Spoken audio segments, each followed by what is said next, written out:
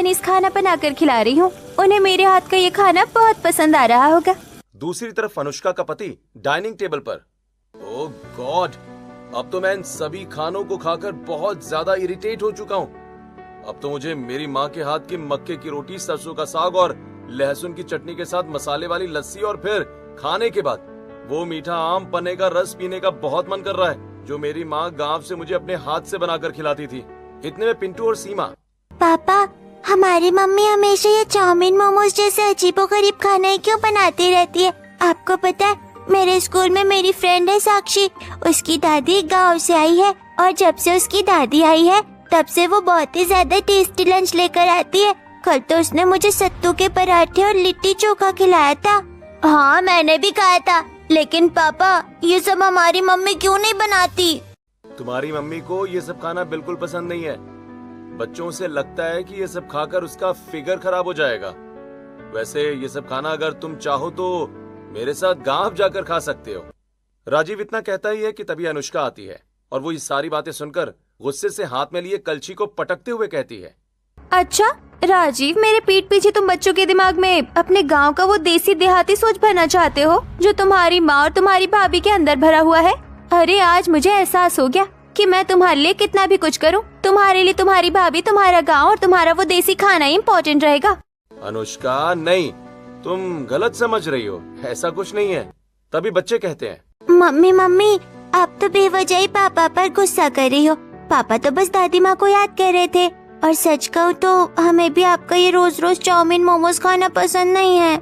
हाँ मम्मी, हमारे फ्रेंड्स तो कई तरह का खाना लेकर आते हैं लंच में, लेकिन आप तो सिर्फ हमें सैंडविच, चाउमीन, मोमोज ही बना कर देती हो। सुन लिया राजीव, अब तो बहुत खुश हो ना तुम कि तुम्हारे बच्चे भी तुम्हारी बोली बोल रहे हैं। खैर, तुम लोगों को जो बोलना है बोलो, इस घर में होगा वही जो मैं चाहती हूँ। बाकी तुम लोगों का ब्रेकफास्ट हो गया है तो अपना अपना लंच बॉक्स पकड़ो और स्कूल और ऑफिस के लिए निकल जाओ। अब बच्चे अपनी माँ को भड़कता देख फटाफट अपना लंच बॉक्स बैग में रखकर स्कूल के लिए निकल जाते हैं।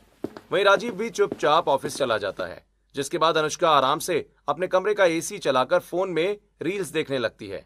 हे भगवान, पता नहीं मेरे हस्बैंड को बार बार क्यों गांव की याद आती है। बताओ, इतनी गर्मी में मैं कितने आराम से यहाँ पर एसी की ठंडी ठंडी हवा खा रही हूँ। मेरे हस्बैंड भी ऑफिस में एसी के नीचे ही बैठे होंगे, लेकिन क्या ये एसी की ठंडी हवा उन्हें गांव में मिलेगी? लेकिन उन्हें ये सब कौन समझाए। दूसरी तरफ राजीव अपने कैबिन में लैपटॉप पर काम करता हुआ, हे भगवान, आज तो मुझे कुछ ज्यादा ही याद आ रही है अपने बड़े भाई की।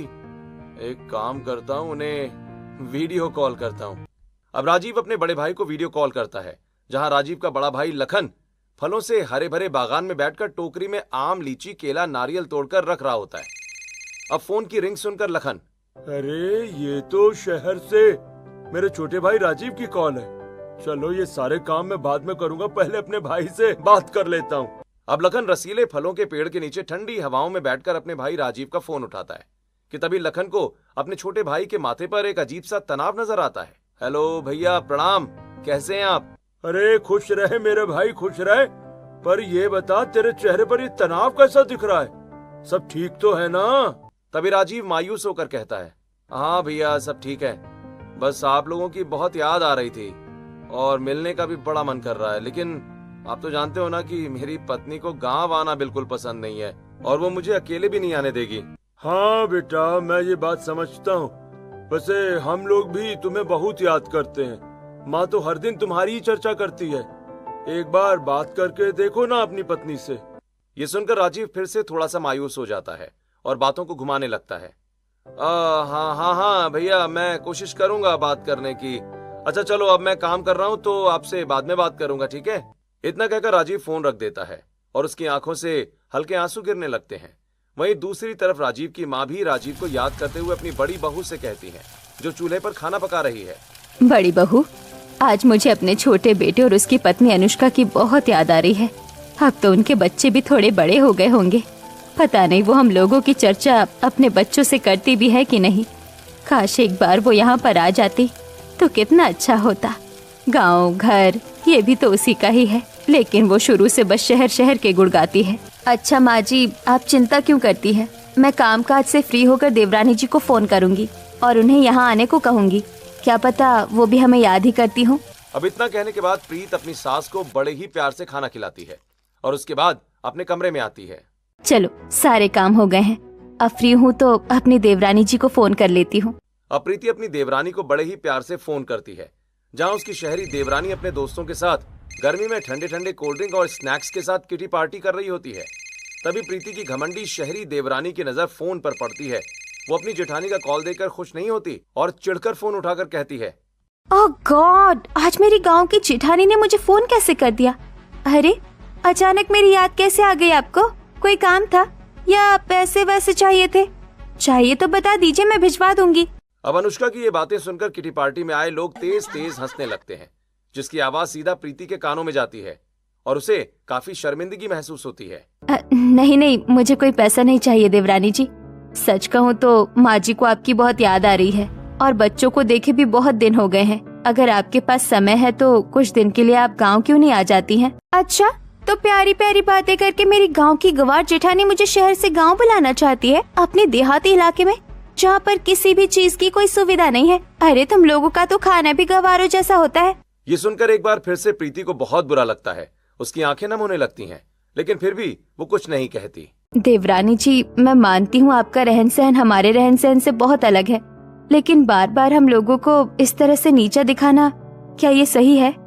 खैर, हमें तो बस आपकी याद आ रही थी, इसीलिए फोन किया। पर ठीक है, अगर आपका मन हो तो आप आ जाना, नहीं तो कोई बात नहीं। इतना कहकर प्रीति फोन काट देती है। तभी कमरे में गीता आती है। तेरी बात हो गई बहू छोटी बहू से? क्या कहा उसने? कब आ रही है वो मेरे छोटे बेटे और अपने बच्चों को लेकर यहाँ पर? हे भगवान, अगर मैंने माँ जी को सच बताया तो इन्हें भी मेरी तरह बहुत तकलीफ होगी। हाँ माँ जी, देवरानी जी ने कहा है कि उन्हें जैसे ही फुर्सत मिलेगी वो यहाँ जरूर आएंगी। अब ये सुनकर गीता बहुत खुश होती है और अपने कमरे में जाकर वो ये बात अपने पति से कहती है। क्या सच में मेरा छोटा बेटा यहाँ आने वाला है? भाई सुनकर तो बहुत खुशी हो रही है। न जाने कब से उसे और उसके बच्चों को मैंने देखा नहीं है। आप ठीक कह रहे हैं, लेकिन अब आप चिंता मत करिए, क्योंकि अब जल्द ही वो लोग यहाँ अपने गांव आने वाले हैं। अब इसी तरह कुछ हफ्ते और गुजरते हैं और अब धीरे धीरे राजीव की कंपनी फाइनेंशियली तौर पर माइनस में जाने लगती है, जिससे राजीव की मंथली इनकम भी अब कम हो जाती है, जिसके कारण घर में फाइनेंशियल दिक्कत शुरू हो जाती है। तभी एक दिन राजीव और अनुष्का घर पर न्यूज देख रहे होते हैं कि तभी उन्हें न्यूज चैनल पर सिलेंडर को लेकर हो रहे दंगे फसाद के बारे में पता चलता है। हे भगवान, ये सब क्या हो रहा है? कंपनी भी फाइनेंशियली तौर पर कमजोर हो रही है और अब शहर में सिलेंडर को लेकर भी दंगे फसाद हो रहे हैं। ऐसे में इंसान शहर में सरवाइव कैसे करेगा? अरे वो सब छोड़ो राजीव, तुम्हें पता है हमारा सिलेंडर खत्म होने वाला है। अब क्या होगा? तुम ये पकड़ो फोन और अभी के अभी सिलेंडर बुक करो। अब राजीव फटाफट नंबर डायल करके अपनी बुकिंग करनी शुरू करता है, लेकिन उसकी कॉल बार बार कट हो जाती है। अनुष्का, वो लोग हमारी कॉल एक्सेप्ट ही नहीं कर रहे।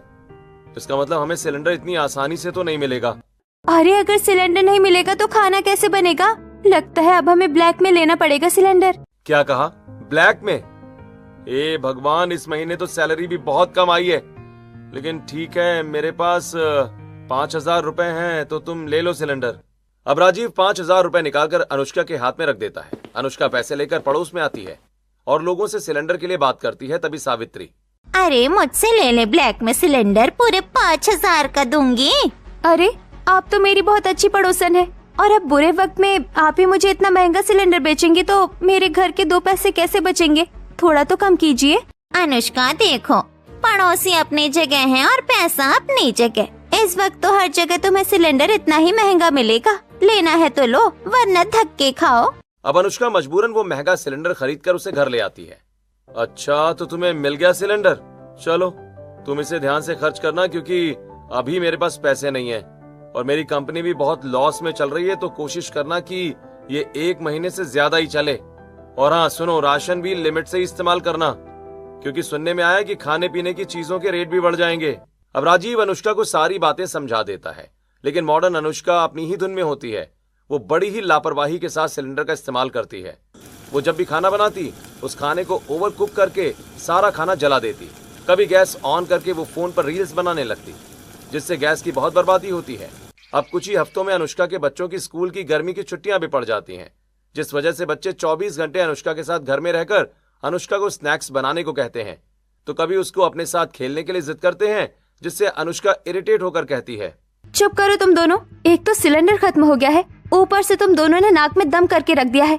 कभी कभी तो मेरा मन करता है कि मैं तुम्हें स्कूल से निकालकर हॉस्टल में भेज दूं। अब अनुष्का का गुस्सा देखकर दोनों ही बच्चे तेज तेज रोने लगते हैं।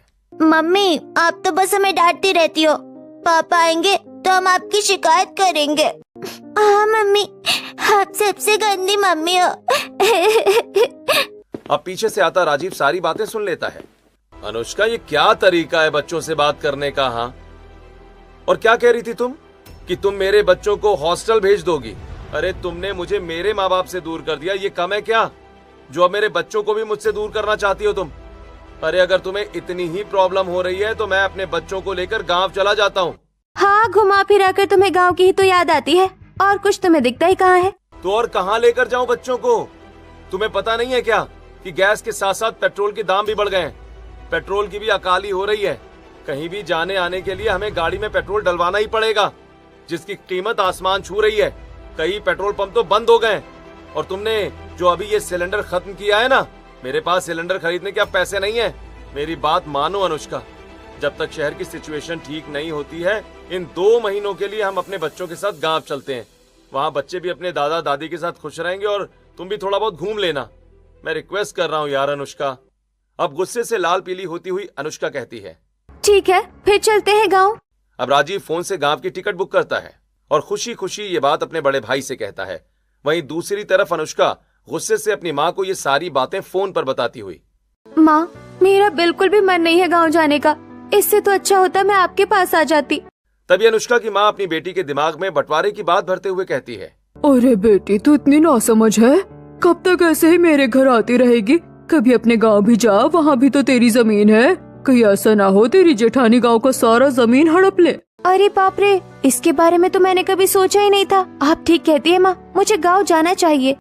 अब 2 दिन बाद राजीव अपने पूरे परिवार के साथ ट्रेन में बैठकर गांव जाता है, जहां बच्चे खिड़कियों के पास बैठकर बाहर के नजारे का आनंद ले रहे होते हैं। पापा पापा, खिड़की से बाहर देखने में कितना अच्छा लग रहा है। हाँ सही कहा। वैसे पापा, अब हम कितनी देर में गांव पहुंचने वाले हैं? बस कुछ घंटे का सफर और है मेरे बच्चों। मेरे बच्चे कुछ ज्यादा ही नहीं खुश हो रहे हैं गाँव जाने के लिए। अब कुछ घंटे का सफर तय करके राजीव अपने पूरे परिवार के साथ गांव पहुंचता है, जहां गांव में उसका सुंदर खूबसूरत मिट्टी का घर बना होता है। आंगन में हरी भरी सब्जियां लगी होती हैं और दरवाजे पर राजीव की बड़ी भाभी सबके स्वागत में आरती का थाल लेकर अपने सास ससुर और पति के साथ खड़ी होती हैं। आइए देवरानी जी, घर के अंदर आइए। दूसरी तरफ बच्चे अपने दादा दादी के पैर छूते हैं। खुश रहो मेरे बच्चों। कितने बड़े हो गए हैं बच्चे तो। वैसे बच्चे तो भाई बहुत खूबसूरत है राजीव तेरे। शुक्रिया पिताजी। अरे तो खड़ा क्यों है, अंदर आना।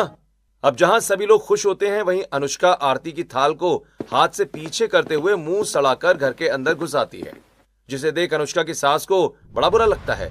तभी उसकी जेठानी बातों को संभालते हुए कहती है, लगता है देवरानी जी कुछ ज्यादा ही थक गई हैं। मैं उन्हें पानी देती हूँ। आइए, आप लोग भी अंदर बैठिए।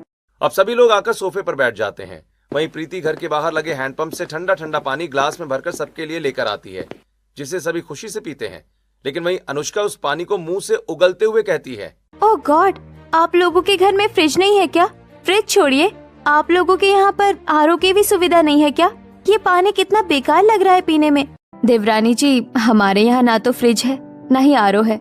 हम लोग तो हैंडपंप का ही ठंडा ठंडा पानी पीते हैं गर्मियों में, और ये पानी भी बहुत स्वच्छ और साफ है। अरे क्यों झूठी बड़ाई कर रही है जेठानी जी? साफ बोलिए ना कि ये सब करवाने के लिए पैसे नहीं है आप लोगों के पास। अनुष्का चुप करो, ये सब क्या बोलती जा रही हो? अरे कोई बात नहीं बेटा, रहने दे। तेरी पत्नी ठीक ही कह रही है, हमारे पास कहाँ इतने पैसे। खैर जाओ बहू, हाथ मुंह धो लो, फिर खाना खा लेना। खाना पीना तो होता रहेगा माँ जी। आप मुझे पहले ये बताइए कि गांव में मेरे हिस्से की जमीन कहाँ है? कहीं मेरे इतने दिनों तक यहाँ पर ना आने के कारण मेरी जेठानी ने उसे हड़प तो नहीं लिया? अब अनुष्का के मुंह से इतने तीखे कड़वे शब्द सुनकर अनुष्का की सास और ससुर के पैरों तले जमीन खिसक जाती है। कैसी बात कर रही हो छोटी बहू? अरे इतने सालों तक तो तुम गांव में झांकने तक नहीं आई, और आज जब इतने सालों बाद यहाँ आई भी हो तो तुम अपना हिस्सा मांग रही हो। हे भगवान, छोटी बहू तो घर में आते ही घर को 2 हिस्सों में बांटना चाहती है। ये सब क्या है अनुष्का? जब से आई हो तब से तुम मेरे परिवार वालों को अपनी बातों से ठेस पहुंचा रही हो। अरे इससे अच्छा होता कि तुम यहाँ पर आती ही नहीं। अरे कोई बात नहीं देवर जी, आप गुस्सा क्यों कर रहे हैं? और देवरानी जी, मैंने आपके हिस्से को हाथ नहीं लगाया है। इस घर में सब कुछ वैसा ही है जैसा आप छोड़कर गई थी, और आप जिस दिन बोलेंगी हम उस दिन घर के बीचों बीच एक दीवार खड़ी कर देंगे। हाँ हाँ ठीक है, मुझे भी बस इतना ही सुनना था, ताकि मैं जब चाहूँ तब इस घर में बंटवारा करके अपना हिस्सा ले सकूं। अब इतना कहकर अनुष्का हैंडपंप के नीचे हाथ मुंह धोने चले जाती है और कुछ देर के बाद घर के आंगन में आती है, जहाँ उसकी जेठानी चूल्हे पर मक्के की रोटी बना रही होती है। ओह गॉड, सो डिस्गस्टिंग! कितना काला धुआं निकल रहा है इस चूल्हे से। आपकी स्किन खराब नहीं होती जेठानी जी? इससे तो अच्छा होता आप घर में सिलेंडर लगवा लेती। तभी प्रीति कहती है, मेरा चेहरा खराब नहीं होता देवरानी जी, और सच कहूँ तो यहाँ पर सब चूल्हे का ही खाना खाते हैं। और वैसे भी आजकल तो सिलेंडर की इतनी अकाली पड़ रही है कि सिलेंडर का इस्तेमाल करने वाले लोग भी अपने घरों में चूल्हा ही जला रहे हैं। अब ये सुनकर अनुष्का दांत पीसकर वहाँ से चली जाती है। अब प्रीति सबको खाना परोसती है, जिसमें मक्के की रोटी, सरसों का साग, चने की दाल, आलू की सब्जी, पूरी, सत्तू के पराठे, लिट्टी चोखा, लहसुन की चटनी और ताजे ताजे फल जैसे अमरूद, लीची, चीकू, आम काट कर रखती है। बाप रे, इतना सारा देसी खाना देखकर तो मन ही खुश हो गया। न जाने कितने सालों के बाद ये सब खाने को मिल रहा है। खा मेरा बेटा, जी भर के खा, कितना खाना है उतना खा। कितना कमजोर हो गया है, लगता है शहर में तुझे ढंग का खाना नहीं मिलता था। बच्चों तुम भी खाओ। मैं तो सबसे पहले रंग बिरंगे मीठे मीठे फल खाऊंगा दादी जी। हाँ हाँ खा लो ना, मैं तो रोज खाती हूँ यहाँ पर ये सब। तुम लकी हो मोहिनी जो तुम गांव में रहती हो, शहर में ये सब इतनी जल्दी नहीं मिलता। अब सभी लोग खुशी से देसी खाना खाना शुरू कर देते हैं कि तभी अनुष्का खाने में कमी निकालते हुए कहती है, What the hell is this? आप लोगों को ये मोटी मोटी रोटी पसंद कैसे आ रही है? ऊपर से ये पूरी कितनी हैवी है, मुझसे तो खाया भी नहीं जा रहा है। और हर चीज में आपने इतना घी क्यों डाला है जेठानी जी? अरे देवरानी जी, गांव में बिना घी के खाना अधूरा माना जाता है। वैसे आपको खाना नहीं पसंद तो आप ये फल खा लीजिए। गर्मियों में ठंडा ठंडा फल खाने से सेहत ठीक रहती है। नहीं, मैं नहीं खा रही, क्योंकि मैं शुगर फ्री फ्रूट्स ही खाती हूँ, और ये फ्रूट शुगर फ्री नहीं है। अब इसी तरह अगले दिन अनुष्का की सास अपनी दोनों बहुओं और बच्चों को लेकर फलों के बागान में आती हैं, जहाँ बच्चे बड़ी ही खुशी के साथ खिलखिलाते हुए झूला झूलते हैं।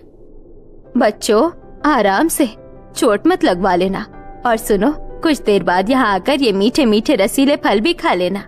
देवरानी जी, आपको गर्मी तो नहीं लग रही है ना? वैसे यहाँ पर ये घने फलों के पेड़ के नीचे ठंडी ठंडी हवा ही चलती रहती है, तो आपको यहाँ गर्मी का एहसास तो नहीं होगा। गर्मी का एहसास तो नहीं हो रहा है यहाँ पर, लेकिन मुझे सिर्फ एसी में रहने की आदत है। अब कुछ देर बाद सभी लोग घने फलों के बागान में बैठकर रसीले फल खाते हैं, जिसके बाद गीता अपनी दोनों बहुओं और बच्चों को लेकर नदी के किनारे आती है। अब बच्चे नदी को देखकर बिना किसी देरी के उसमें छलांग लगा देते हैं। अरे बच्चों, तुम लोग इस पानी में क्यों चले गए? जल्दी से बाहर आओ, ये पानी अनहाइजीनिक होगा। देखो उस तरफ लोग कैसे गाय भैंसों को नदी में ही नहला रहे हैं। अरे देवरानी जी, उस तरफ किनारा है और वहाँ का पानी इस तरफ नहीं आता। ये पानी स्वच्छ और साफ है, आप चिंता मत कीजिए। अब जबरदस्ती प्रीति अपनी देवरानी को नदी के अंदर ले आती है, और नदी में आते ही अनुष्का को बहुत ही ठंडक और सुकून महसूस होता है। ओह गॉड, ये पानी कितना ठंडा और कितना क्लीन लग रहा है। इस पानी में आते ही मन कितना रिलैक्स हो गया। कैसा लगा देवरानी जी नदी में आकर? हाँ ठीक ठाक है, वैसे मुझे तो शावर लेने की आदत है। अब इसके बाद गीता अपनी दोनों बहुओं और बच्चों को लेकर जंगल की तरफ आती है और ढेर सारी लकड़ियाँ तोड़ने लगती है। अरे आप लोग ये क्या कर रहे हैं? रात होती जा रही है, इस वक्त लकड़ियाँ तोड़ना जरूरी है क्या? बहू, लकड़ियाँ अभी नहीं तोड़ेंगे तो रात का खाना कैसे बनेगा? तू घबरा मत, यहाँ कुछ नहीं होगा। ये गांव है, तुम्हारा शहर नहीं। हाँ, शहर में तो रात के 9 बजने के बाद ही क्राइम होने शुरू हो जाते हैं, लेकिन गांव में ऐसा कुछ नहीं होता। अब इसी तरह कुछ हफ्ते गुजरते हैं और एक दिन अनुष्का अपनी फ्रेंड को वीडियो कॉल करती है। अरे वाह अनुष्का, तू गांव गई हुई है? हाँ यार, मजबूरन आना पड़ा अपने पति के कहने पर। मेरा तो यहाँ बिल्कुल मन नहीं लग रहा है, पता नहीं मैं कब शहर आऊंगी। रुक रुक अनुष्का, यहाँ आने की कोशिश मत कर। अच्छा है तू गाँव में है।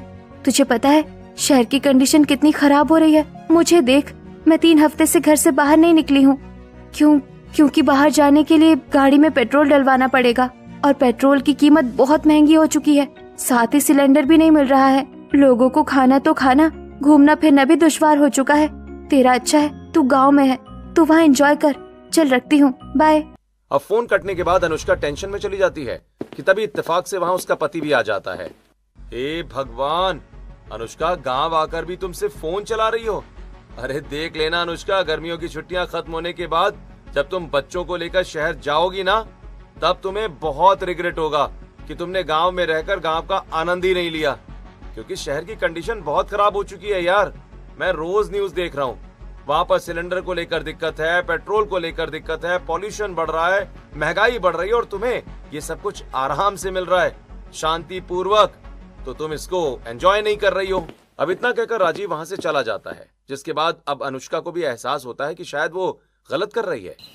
अब आज की रात अनुष्का खाना खाने के बाद अपनी जेठानी के साथ सभी जूठे बर्तनों को लेकर नदी के पास आकर उसके साथ मिलकर बर्तन धोती है। अरे देवरानी जी, मुझे तो विश्वास नहीं हो रहा कि आप मेरे साथ नदी के पास इतनी रात को बर्तन धो रही हैं। कोई बात नहीं जेठानी जी, आप विश्वास कर लीजिए, क्योंकि अब मैं ऐसे ही गांव की हर छोटी छोटी चीजों को एंजॉय करूंगी। क्योंकि मुझे समझ में आ गया है कि जो सुकून और शांति गांव में है वो शहर में नहीं है। अब दोनों ही देवरानी जेठानी बर्तन धोकर घर आती हैं तो देखती हैं कि गीता, लखन, राजीव अपने हाथों में बिस्तर लेकर छत पर जा रहे हैं। अरे आप लोग छत पर जा रहे हैं? हाँ बहू, गर्मी थोड़ी ज्यादा है तो हम लोग छत पर ही सोएंगे आज। अब सभी लोग घर की छत पर आकर एक लाइन से तकिया लगाकर सो जाते हैं। छत के चारों तरफ घने पेड़ होते हैं, जिसकी ठंडी ठंडी हवाओं से परिवार के सभी सदस्यों को ठंडक का एहसास हो रहा होता है। वहीं गीता अपने पोता पोती को सुनहरी कहानियां सुना रही होती है। दादी जी, आप तो बहुत अच्छी कहानी सुना रही हो, मजा आ रहा है सुनकर। दूसरी तरफ राजीव और लखन, भैया आज बड़े दिनों के बाद आपके साथ छत पर सोकर बहुत सुकून मिल रहा है। मुझे भी मेरे भाई।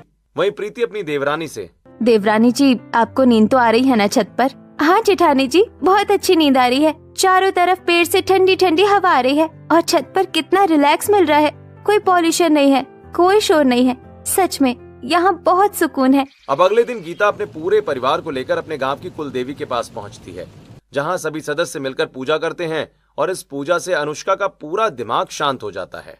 सच में माता रानी के दर्शन करके तो मन पवित्र हो गया। अब घर आकर अनुष्का अपनी जेठानी के साथ चूल्हे पर खाना भी बनाती है। वैसे चूल्हे पर खाना बनाने में भी एक अलग ही मजा है जेठानी जी। चलिए, वैसे खाना बन गया है, आप खाना परोस दीजिए सबको। अब प्रीति सभी लोगों को खाना परोसती है, तभी अनुष्का कहती है, अरे जेठानी जी, वो वाला अचार नहीं है जो आप रोज खाने में देती है? अरे मुझे तो विश्वास ही नहीं हो रहा है कि अनुष्का को अचार चाहिए। अनुष्का, तुम्हें कब से ये सब पसंद आने लगा? बस कीजिए आप, मेरी देवरानी को परेशान मत करिए। वैसे भी वो कुछ खाती नहीं है, वही तो इनका तो काम है मुझे छेड़ने का। अब इसी तरह 1 से आधा महीना निकल जाता है, जिसके बाद बच्चे रो रो कर अपनी माँ से कहते हैं, मम्मी मम्मी, गर्मियों की छुट्टियां खत्म होने वाली है, लेकिन हमें गांव छोड़कर शहर जाने का मन नहीं कर रहा है। मेरा भी मन नहीं है। ये सुनकर अनुष्का की आंखों में भी आंसू आ जाते हैं।